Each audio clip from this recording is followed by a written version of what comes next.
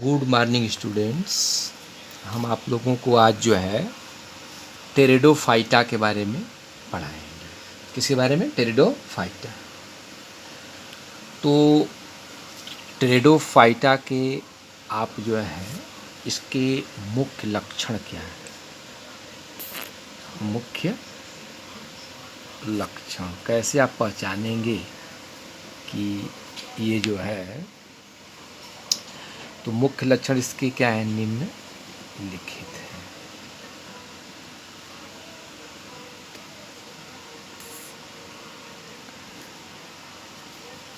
पहले तो ये जानिए कि टेरिडोफाइटा का सजावट में बहुत अधिक जो है इसका उपयोग होता है और सजावटी पौधे के रूप में इसको हम उगाते भी हैं और विकास की दृष्टि से ये स्थल पर उगने वाले सर्वप्रथम पौधे हैं जिनमें संवहन ऊतक यानी जाइलम और फ्लोएम जो है इसमें पाए जाते हैं। तो इसके पहले हम मुख्य कैरेक्टर के बारे में पढ़ेंगे कि टेरिडोफाइटा के पौधे जो हैं ये सामान्यतया स्थलीय पौधे होते हैं। कैसे होते हैं? स्थलीय।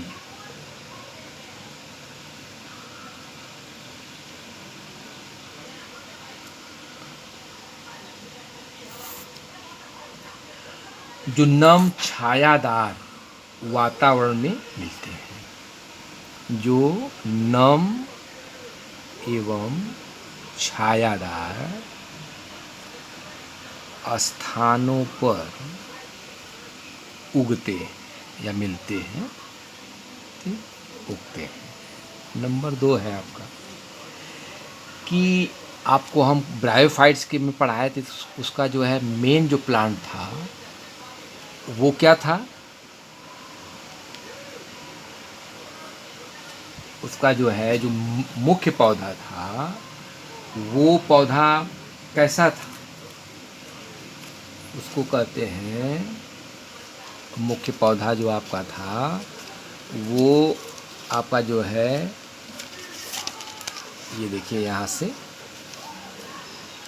उसका मेन जो पौधा था वो गैमेटोफाइट था। क्या था? जिसमें गैमीट का युग्मक का निर्माण होता है। ये आपका जो पौधा है ये स्पोरोफाइट है। तो मुख्य पौधा जो है वो आपका क्या है? बीजाणु उद्भिद। बीजाणु उद्भिद। हिंदी वाला नाम बहुत कठिन है इसलिए आप इंग्लिश का प्रयोग करें, स्पोरोफाइट्स। ठीक, स्पोरोफाइट्स। तो आपका जो मुख्य पौधा है वो कैसा है? स्पोरोफाइट्स। और इसमें जो है यह जड़, तना, पत्ती में जो है बटा होता है। पत्ती में बटा होता है। थर्ड पॉइंट है आपका कि इसके अंतर्गत वास्तविक वैस्कुलर टिश्यू यानी वास्तविक, आपको पहले बताए थे कि वास्तविक संवहन ऊतक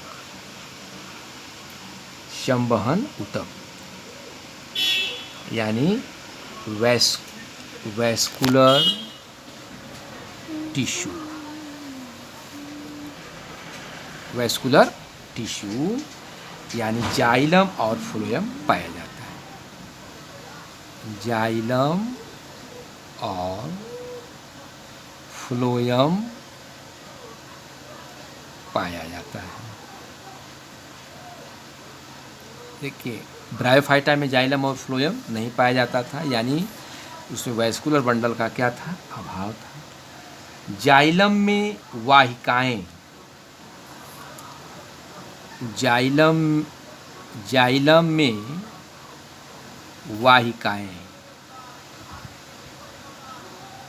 जिसको आप इंग्लिश में कहते हैं वेसल्स।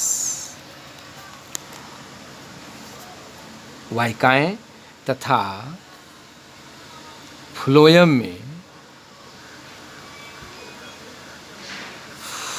में कंपेनियन सेल यानी सह कोशिकाएं यानी कंपेनियन कंपेनियन सेल नहीं होती।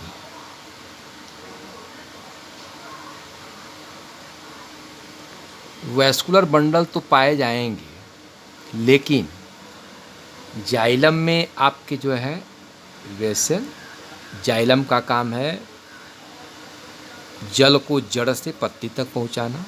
फ्लोएम का काम है पत्तियों में बना भोजन जड़ तक पहुंचाना। तो जाइलम के अंतर्गत वेसल्स नहीं पाए जाएंगे और फ्लोएम के अंतर्गत कंपेनियन सेल यानी सह कोशिकाएं नहीं पाए जाएंगे। अब आपका अगला पॉइंट है कि भूमिगत तना के आधार से भूमिगत तना के आधार से अपस्थानिक जड़ें निकलती हैं। कैसी जड़ें?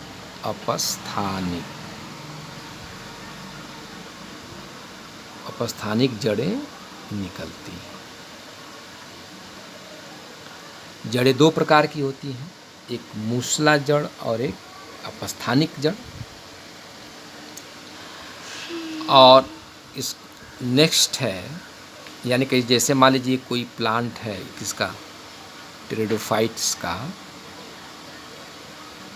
तो उसकी जड़ें इस प्रकार की हैं, ठीक। ये अपस्थानिक जड़। आपका अगला है कि इन पौधों में पुष्प तथा बीज नहीं बनते हैं। पौधों में पुष्प तथा बीज नहीं बनते हैं। यानी पुष्प और सीड का, फ्लावर और सीड का क्या होता है? अभाव होता है। नेक्स्ट पॉइंट है इसका कि बीजाणु को कहते हैं स्पोर। बीजाणु यानी स्पोर्स बीजाणुधानियों में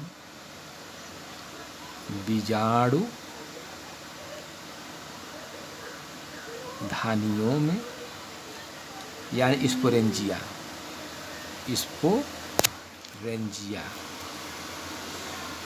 बीजाणु जो है बीजाणुधानियों में, बीजाणु मातृ कोशिका में, बीजाणु मातृ कोशिका में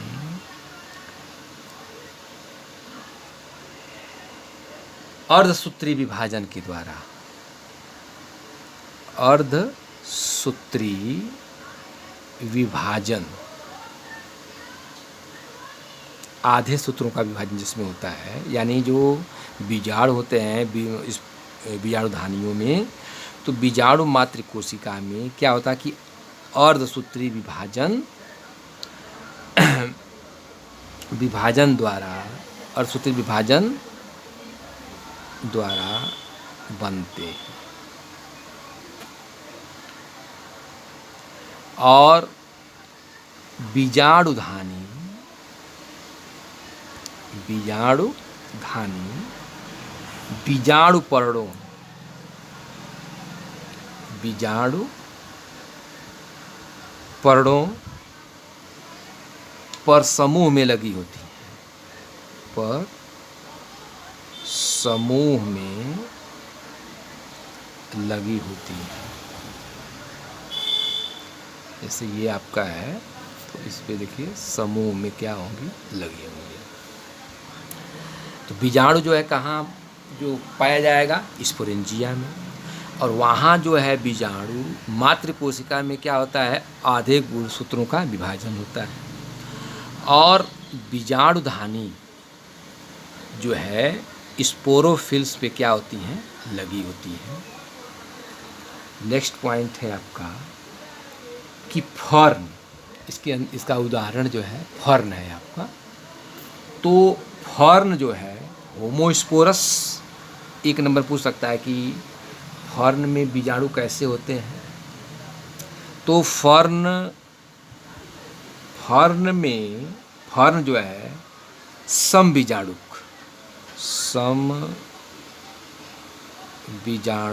को कहते हैं होमोस्पोरस।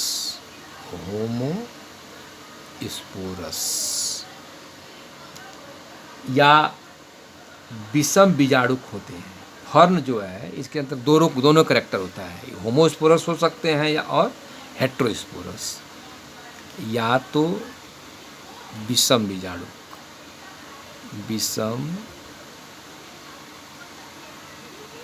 विषम बीजाणुक, इसको कहते हैं हेट्रोस्पोरस।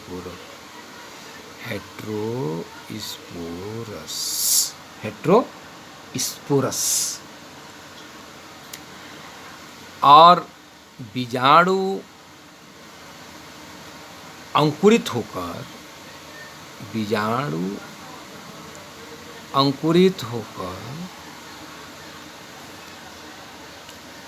सुकाय मतलब थैलस, सुकाय रूपी यानी गैमेटोफाइट बनाते हैं। क्या बनाते हैं?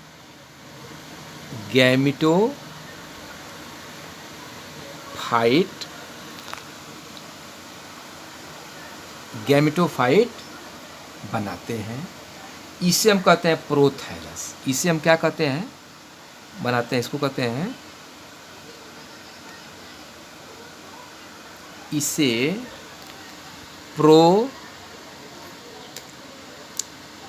इसे हम कहेंगे प्रोथैलस कहते हैं। प्रोथैलस इस टाइप की रचना होगी, ठीक, ये प्रोथैलस कहते हैं। और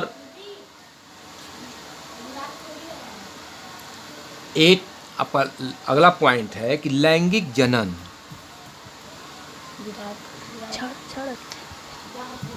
लैंगिक जनन जो है वो विषम युग्मकी होता है। कैसा होता है? विषम युग्मकी यानी क्या होता है? ऊगैमस।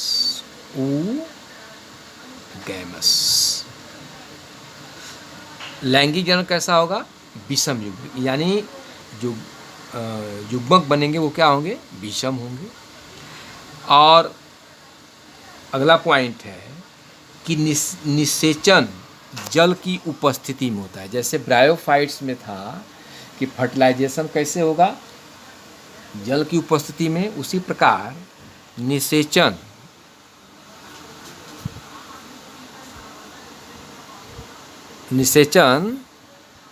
जल की उपस्थिति में होता है।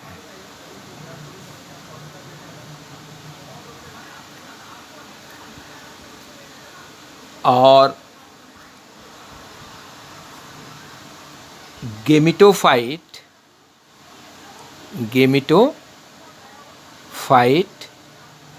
तथा स्पोरोफाइट दोनों पीढ़ियाँ